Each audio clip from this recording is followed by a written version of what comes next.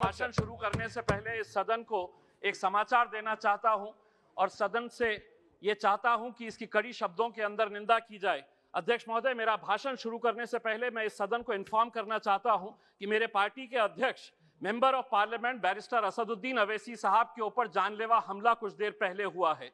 उनके ऊपर मीरठ से जब वो प्रचार करके वापस आ रहे थे तो दो बंदूकधारियों ने उनकी गाड़ी के ऊपर हमला किया, गोलियां चलाई, लेकिन उनकी जान बच गई। वो आए हैं वापस। मैं सरकार से यह अनुरोध करूंगा कि हमारे वैचारिक मतभेद हो सकते हैं, हमारे राजनीतिक मतभेद हो सकते हैं, लेकिन इस तरह की हरकतें होना, 2 महीने पहले उनके घर के ऊपर हमला हुआ जो पुलिस स्टेशन के सामने है और आज उनकी जान लेने की कोशिश की गई है। मैं चाहूंगा कि इस सदन के अंदर जितने भी हम राजनीतिक पार्टी के लोग हैं, ये मेरा या तेरा या तुम्हारा हमारा मामला नहीं है, हम सब से जुड़ा हुआ मामला है। इसीलिए जो भी दोषी है उनके ऊपर सख्त से सख्त कार्रवाई होनी चाहिए, ये मैं सूचना देना चाह रहा था। अध्यक्ष महोदय, भाषण का टाइम अब शुरू करें तो मेहरबानी होगी। अध्यक्ष महोदय,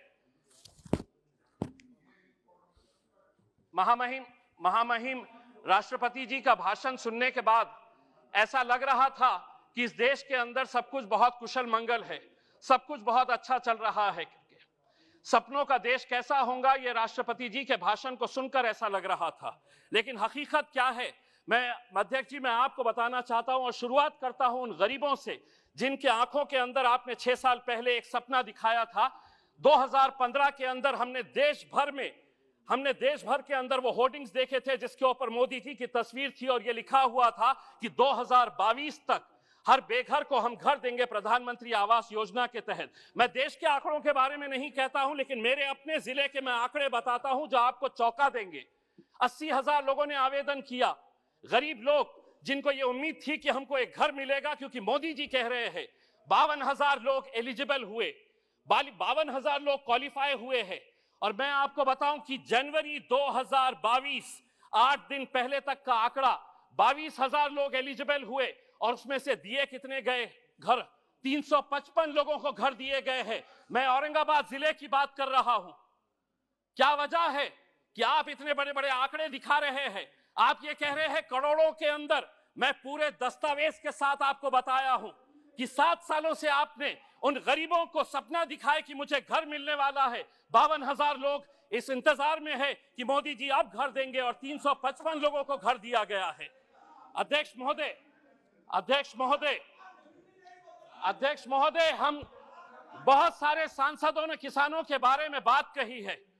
बहुत सारे भारतीय जनता पार्टी के जो महाराष्ट्र से आने वाले सांसद हैं, उन्होंने किसानों के बारे में बात की और बताया कि सरकार किसानों के ताल्लुक से क्या अच्छे कदम उठा रही है। मैं उस सरकार से पूछना चाहता हूं कि मेरे अकेले महाराष्ट्र राज्य के अंदर जनवरी 2021 से लेकर नवंबर 2021 तक 11 महीनों के अंदर 2498 किसानों ने आत्महत्या की है।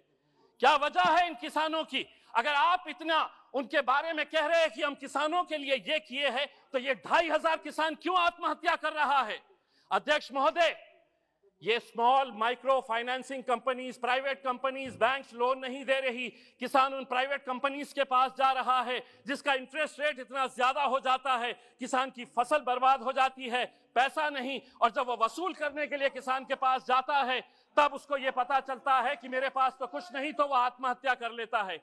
आज देश भर के अंदर डुप्लीकेट फर्टिलाइजर्स, पेस्टिसाइड्स का एक धड़ल्ले से कारोबार चल रहा है, उसके ऊपर रोक लगाने की जरूरत है। सुनिए आप, मैं हकीकत बता रहा हूं, आपको आईना दिखा रहा हूं।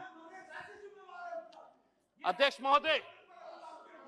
महोदय, कड़वा सच सुनने की आदत डालिए। हकीकत का आईना दिखा रहा हूं और आंकड़ों के साथ दिखा रहा हूं। मैं बेरोजगारी के बारे में आपने कहा कि 60 लाख लोगों को आप रोजगार देंगे। अध्यक्ष महोदय, जो इस देश की centre for monitoring Indian economy है, उसने कहा है कि इस देश के अंदर अभी दिसंबर का आंकड़ा उसने बताया है कि 53 मिलियन लोग बेरोजगार है। यहां पर आप 60 लाख कहां से देंगे? आप लोग 60 लाख बताइएगा किस कंपनी के अंदर देने वाले? अध्यक्ष महोदय, 2 मिनट का वक्त तो आपको देना। अध्यक्ष महोदय, आज मैं अगर भारतीय जनता पार्टी के बारे में कहा तो महाराष्ट्र की महाविकास आघाड़ी की भी पोल खोलने वाला हूं। हमारी संस्कृति को किस तरह से बर्बाद किया जा रहा है, छोटी छोटी किरानों की दुकान के ऊपर अब वाइन बेचा जाने वाला है। शिवसेना के एक नेता कहते हैं कि नहीं, वाइन के अंदर नशा नहीं है, तो राष्ट्रवादी कांग्रेस के एनसीपी के एक वरिष्ठ नेता कहते हैं कि बाहर के देशों के अंदर लोग पानी नहीं पीते, वाइन पीते हैं। बाहर के देशों के अंदर और हमारे राज्य के अंदर फर्क यह है कि हमारे राज्य में छत्रपति शिवाजी महाराज ने जन्म लिया था। हमारा राज्य जो है वो फुले शाहू अंबेडकर की पैदावार है। वहां पे आप बच्चों के हाथ में वाइन की बोतल दे रहे, कल वही वाइन की बोतल हटेगी तो बियर की बोतल पकड़ेगा, बियर के बाद वो विस्की पकड़ेगा। चंद पैसे कमाने के लिए अगर महाराष्ट्र सरकार ये कर रही है तो राष्ट्रपति और केंद्र सरकार ने उन्हें बताना चाहिए कि आप ये संस्कृति को इस तरह से। अध्यक्ष महोदय एक मिनट के लिए। अध्यक्ष महोदय रेलवे के ताल्लुक से भी हम आपको कहना चाहते हैं कि रेलवे के बजट के अंदर हर वक्त मराठवाड़ा के साथ जो एक पिछड़ा इलाका है, क्यों ये नाइंसाफी की जाती है? हर वक्त अधिकारी ये कहते हैं कि नहीं, इस क्षेत्र के अंदर आरओआर क्या मिलेगा, रेट ऑफ रिटर्न क्या मिलेगा। अगर इसी तरह पिछड़े इलाकों को देखने का नजरिया अधिकारियों का रहेगा तो रेलवे तो आगे निकल जा रही, हम बहुत पीछे रह जा रहे हैं। 70 सालों से हम इंतजार कर रहे हैं। बहुत धन्यवाद। आखिरी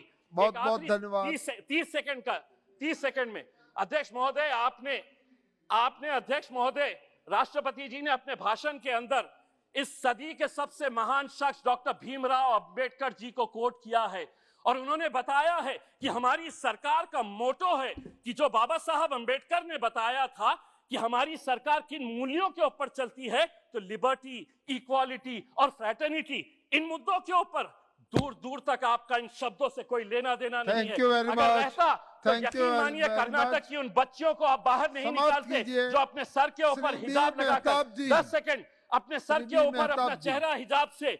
मैं ये पूछना चाहूंगा, हमारी ये जो राजस्थान की बहनें बैठती है वो भी उनके सर को ढकती है, इसका मतलब ये नहीं है कि वो कोई जुर्म कर रही है। मेरे हिसाब से हम सरकार से यही अनुरोध करेंगे, इस देश की फ्रॅटर्निटी, इक्वालिटी, ब्रदरहुड और भाईचारे को जिंदा रखिए साहब। धन्यवाद। राजकारणातील प्रत्येक अचूक बातमीचे सर्वात आधी अपडेट्स मिळवण्यासाठी सरकारनामाच्या सर्व सोशल मीडिया प्लॅटफॉर्मला लाईक, फॉलो आणि सबस्क्राईब करा। तसंच सर्व नोटिफिकेशनसाठी बेल आयकॉन प्रेस करायला विसरू नका।